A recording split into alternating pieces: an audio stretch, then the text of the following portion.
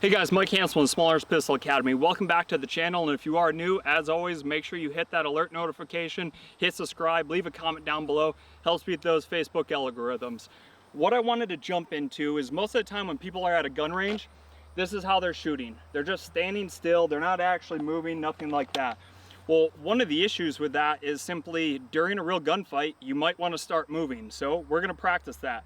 We have 4 cones set up in a box. They're 5 yards apart. I've got one target 7 yards in front of that furthest cone right there.